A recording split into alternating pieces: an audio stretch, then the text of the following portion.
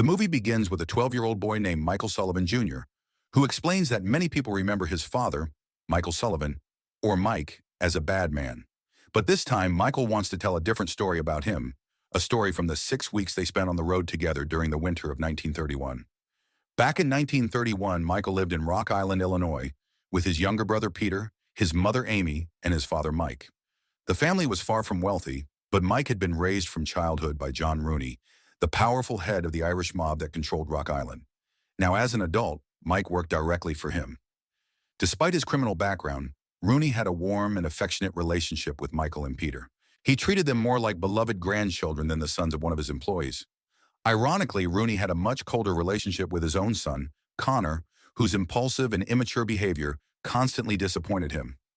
This becomes clear during the funeral of one of Rooney's associates. While Connor isolates himself in his room smoking, Michael and Peter spend their time happily playing with Rooney. Watching his father move comfortably among powerful and wealthy men like Rooney, Michael becomes increasingly curious about what Mike actually does for a living. One night, unable to resist his curiosity any longer, Michael secretly hides under the backseat of a car as Mike and Connor leave for work. When they arrive at their destination, Mike and Connor enter a building carrying guns. Michael quietly sneaks out of the vehicle and peeks through a small opening to see what is happening inside. There, he witnesses Mike and Connor questioning one of Rooney's longtime friends and associates, Jethro. Jethro is suspected of betraying Rooney, while his brother is accused of running illegal operations behind Rooney's back.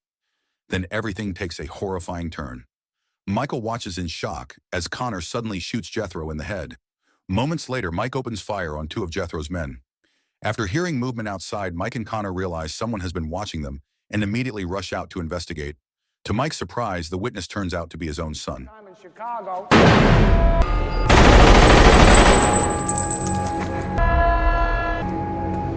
Jesus Christ, Connor, what the hell are you thinking?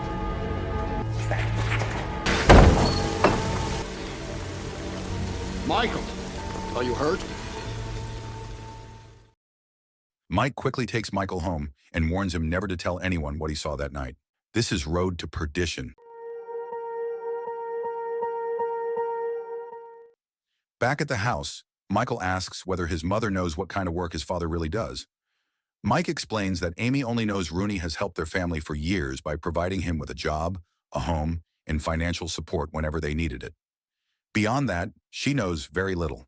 Mike then makes it clear that Michael must keep the truth to himself. No one can know about the murders he witnessed, not his mother, not Peter, and not anyone else. The next morning, Michael skips breakfast and heads straight to school. After what he witnessed the night before, he is deeply disappointed to learn that his father works as one of Rooney's enforcers. Meanwhile, Rooney has already heard about the incident. In his view, a boy like Michael was bound to see something terrible sooner or later. To Rooney, it was simply part of growing up in a harsh and unforgiving world. Later, Rooney gathers his inner circle for a meeting. Alongside Mike and Connor are several high-ranking members of the Irish mob, including Kelly and Rance. During the meeting, Rooney publicly scolds Connor for killing Jethro. He believes the situation could have been resolved without bloodshed and forces his son to take responsibility for his actions. Rooney then assigns Mike to collect protection money from a bar owner named Tony. This time, however, Connor is specifically ordered to stay behind. As the meeting ends, Connor struggles to hide his frustration. Once again, Rooney has chosen to trust Mike over his own son. Before Mike leaves, Connor hands him a warning letter for Tony, claiming Rooney forgot to deliver it himself. That night, Mike arrives at Tony's establishment to collect the payment. Following the house rules, the security guard confiscates his pistol before allowing him inside. Unknown to Mike, Tony has already hidden a gun beneath a book on his desk and is waiting for him. The moment Mike enters the office, he notices the concealed weapon.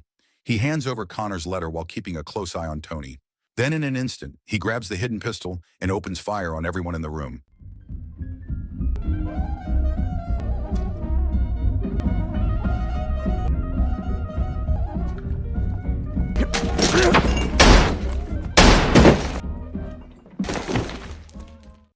Afterward, Mike finally reads the letter and immediately understands what happened.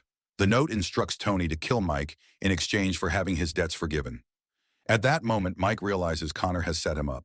Worse, he fears Connor may not be targeting only him. His family could be in danger as well. Without wasting a second, Mike calls home. But Connor is already there. The phone line has been disconnected, and Mike's worst fears have already come true. Amy and Peter have been murdered. Just then, Michael returns home and is startled by the sounds of gunfire inside the house. Fortunately, he manages to hide before Connor notices him. After the danger passes, Michael slowly makes his way toward the source of the shots. There he discovers the bodies of his mother and younger brother. All he can do is stand frozen in shock. Not long afterward, Mike arrives home and is devastated by the horrific scene waiting for him. At the same time, Connor admits everything to his father. Terrified that Michael might report Jethro's murder to the police, Connor decided to eliminate anyone connected to the secret. He arranged for Tony to kill Mike and personally murdered Amy and Peter. However, the person he truly wanted dead, Michael himself, was not there. Hearing the full story only pushes Rooney further into anger and disappointment. For the first time, even he seems unable to overlook the damage his own son has caused. After gathering a few essential belongings into a suitcase, Mike takes Michael and leaves their home behind. With Connor still hunting them, staying there would only guarantee their deaths. Their first stop is Rooney's estate. Before going inside, Mike hands Michael a pistol loaded with 6 bullets and gives him instructions on what to do if he does not return within 30 minutes. Mike then quietly enters Rooney's office, where Kelly is already waiting for him. Kelly has been sent with a peace offering from Rooney, $25,000 in exchange for letting the deaths of Amy and Peter go unanswered. The idea is simple. Mike takes the money, walks away, and the matter is considered settled. But Mike has already made up his mind.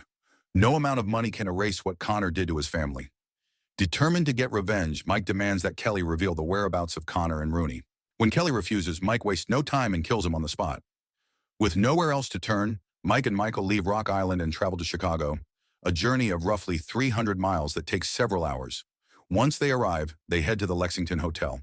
Mike tells Michael to wait in the lobby while he goes upstairs to meet one of the most powerful figures in the Chicago outfit, Frank Nitti. As Michael sits alone clutching the storybook he always carries with him, the reality of his situation begins to sink in. His mother and brother are gone, and now he is drifting from place to place with only his father by his side. Upstairs, Frank already knows what happened and offers his condolences for the loss of Mike's wife and son. Mike gets straight to the point. He wants permission to work with the Chicago outfit, and more importantly, he wants their support in taking down Connor. Frank refuses. The Irish mob and the Chicago outfit are still business partners, and helping Mike would create a dangerous conflict between the two organizations. Frank also warns him that chasing Connor is a losing battle. To reach him, Mike would have to fight an entire criminal empire, and in the process, Michael's life would be put in even greater danger. As Mike leaves the meeting, he suddenly avoids the elevator and takes the emergency stairs instead. He suspects Frank may have already arranged for men to eliminate him before he can leave the building. What Mike does not know is that Connor and Rooney have been listening to the entire conversation from a nearby room. Rooney finds himself trapped in an impossible situation. He cannot bear the thought of losing his son, but he also does not want to lose Mike and Michael, who have become like family to him over the years. In the end, blood wins. With great reluctance, Rooney asks Frank to have Mike killed. However, he makes one thing absolutely clear. Michael must not be harmed under any circumstances. To carry out the job, Frank contacts a notorious hitman named Harlan McGuire, a man who also works as a forensic photographer and has a disturbing fascination with death. As Amy and Peter's funeral takes place back at Mike's home, Mike himself is desperately searching for a safe place to take Michael. With nowhere else to turn, he decides to send his son to live with Sarah, Amy's sister, in the quiet town of Perdition. Calling from a hotel, Mike manages to reach Sarah, who is attending the funeral at that very moment. She agrees to take Michael in, although she will not be back home for another 2 days. Unfortunately, the call does not go unnoticed. Growing suspicious, Harlan uses the same phone line and convinces the operator to reconnect him to the previous call. The trail quickly leads him to the hotel where Mike and Michael are staying. Harlan heads there immediately, but by the time he arrives, the two have already left. A little later, Mike and Michael stop at a diner for dinner. Mike encourages his son to come inside, warning that it may be a long time before they find another place to eat. But Michael remains in the car, still grieving the loss of his mother and brother. Not long afterward, Harlan arrives at the diner. He spots Mike inside but notices something else as well, a police officer's car parked outside. Rather than making a move immediately, Harlan decides to play it smart. He sits across from Mike, and the two strike up a conversation. Mike claims to be a used car salesman, but his suspicions begin to grow when Harlan casually mentions that he works as a forensic photographer, someone whose job revolves around photographing the dead. Realizing something is wrong, Mike comes up with a plan. Pretending to head to the restroom, he quietly slips a knife from a nearby table into his pocket. Moments later, instead of returning, Mike climbs out through the restroom window and rushes back to his car. Harlan quickly realizes he has been tricked and tries to give chase, only to discover that Mike has already slashed one of his tires. Furious, Harlan opens fire on Mike's car as it speeds away.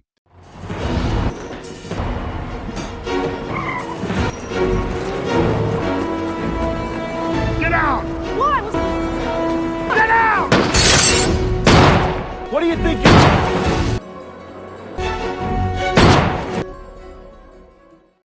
After escaping, Mike vents his frustration at Michael. In his eyes, his son keeps making things harder than they need to be. He refused to come inside for dinner, ignored instructions during the shooting, and constantly pushes back whenever Mike tries to protect him. Now the situation has become even more complicated. Mike is convinced that Harlan and Connor will be watching Sarah's house, meaning perdition is no longer a safe destination. With his options running out, Mike comes up with a bold new plan. If he cannot reach Connor directly, he will force the Chicago outfit to hand him over. His strategy is simple. He will rob the outfit's hidden cash reserves from banks all across Chicago. The more money he steals, the more pressure he puts on the organization. Eventually, giving up Connor may become cheaper than continuing to lose millions of dollars. To pull it off, Mike needs Michael's help. The first thing he teaches his son is how to drive. The next day, Mike begins targeting bank after bank, stealing only money connected to the Chicago outfit. He even makes sure the gang knows exactly who is responsible by openly giving his name to bank officials. At the same time, he hands a portion of the stolen money to those officials, ensuring they keep quiet and stay far away from both the police and the newspapers. Fortunately, Michael quickly becomes a decent driver and takes over behind the wheel while Mike carries out his string of robberies. Mike also uses some of the stolen money to repaint their car, making it harder for Harlan to track them down. A few days later, the remaining Chicago outfit funds are pulled from the banks. Frank has finally realized that Mike has no intention of stopping until Connor is handed over to him. Even so, Mike manages to learn something important from a bank manager. The money was withdrawn under the orders of Rance, one of the highest-ranking members of the Irish mob. That information gives Mike a new target. He decides to track down Rance and seize any documents connected to the outfit's hidden finances. Finding him is not difficult. Rance has a habit of staying only in the most luxurious hotels in Chicago. Once Mike arrives, he instructs Michael to remain in the car and sound the horn twice if anything suspicious happens. What Mike does not know is that the entire situation is a trap. Frank has deliberately used Rance as bait, while Harlan has been placed in a hotel directly across the street. The moment Harlan spots Mike through his window, he grabs his weapon and rushes toward Rance's room. Meanwhile, Michael notices the danger and tries to warn his father. Unfortunately, a loud alarm inside the hotel drowns out the sound of the car horn. Moments later, a gunfight erupts. During the chaos, a bullet fired by Harlan punches through a wall and kills Rance. Harlan himself is injured when shattered glass strikes his face. Mike manages to get hold of a suitcase full of important documents, but as he escapes, Harlan shoots him in the left shoulder.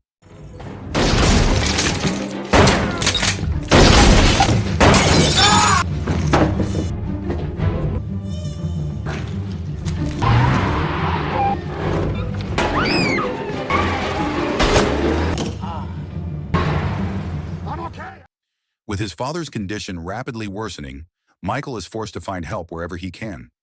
Eventually, they take shelter with a childless farming couple known as Mr. and Mrs. Trump. The bullet is removed from Mike's shoulder, and he is given time to recover. The two remain there for several weeks, finding a rare moment of peace away from the violence. During that time, Michael even helps Mr. Trump with work around the farm. One evening, father and son finally have an honest conversation. Mike admits that he has often been harder on Michael because the boy reminds him of himself when he was young. Unlike Peter, who was naturally obedient, Michael tends to question things and push back. But despite their differences, Mike makes it clear that he loved both of his sons equally. For Michael, it is something he has needed to hear for a long time. At last, he understands what his father truly thinks of him. After recovering, Mike studies the documents he stole from Rance. They reveal that Connor has secretly been stealing money from Rooney for years, funneling large amounts into his own personal accounts. Before leaving, Mike gives a bag full of money to Mr. and Mrs. Trump as a gesture of gratitude. Then he and Michael head off to meet Rooney at the church where he regularly worships. There, Mike presents everything he has discovered about Connor's corruption. To his surprise, Rooney already knows. Rooney admits that he has been aware of Connor's actions for years, yet despite everything, he still refuses to give up his son. He urges Mike to leave with Michael and walk away while he still can.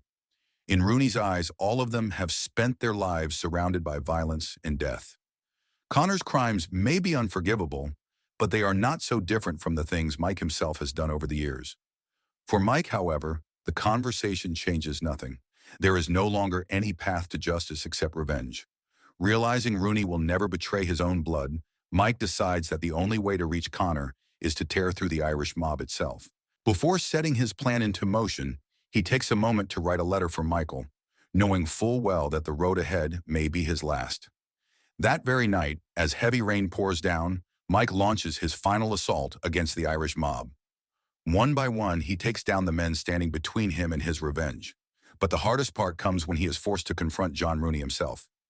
For most of his life, Rooney had been more than a boss. He had been the father figure who raised him and gave him a place in the world. Yet despite everything they shared, Mike knows there is no other way forward. With great pain, he kills the man who had once been like a father to him. Afterward, Mike reveals everything he has learned about Connor's secret embezzlement scheme to Frank Nitti. Once Frank realizes that Connor has been stealing from his own father for years, he finally decides to cooperate. At last, Frank gives Mike the information he has been searching for. Connor is staying at the Lexington Hotel. In return, Frank asks for only one thing. Once Connor is gone, Mike must end his campaign against the Chicago outfit and walk away. Nearly 6 weeks after the deaths of Amy and Peter, Mike finally reaches the end of his journey. He makes his way to room 1432 at the Lexington Hotel and finds Connor waiting there. Moments later, Connor is dead, brought down by 3 gunshots to the head. With his revenge finally complete, Mike turns his attention back to the promise he made from the beginning.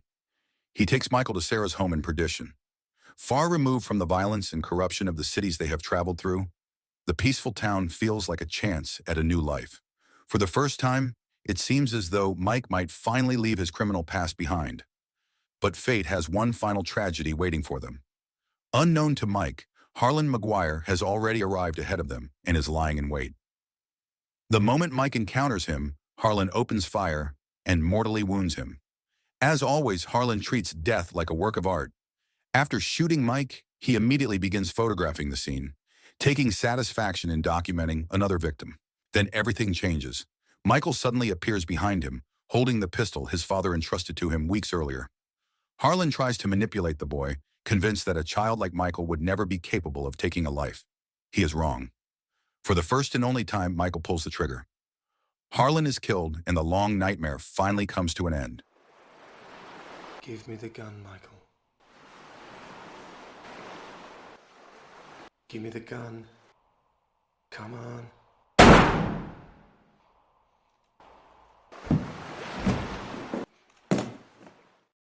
After everything he has experienced, Michael comes to understand the truth about his father. More than death, more than prison, more than losing his own life, Mike's greatest fear had always been that his children would follow the same path he did. That is why Michael makes a choice. After his father's death, he never touches a gun again. Now completely alone, Michael eventually returns to the farm of Mr. and Mrs. Trump, who welcome him into their home. Looking back on those 6 difficult weeks, Michael finally understands who his father really was. Mike Sullivan was far from a good man.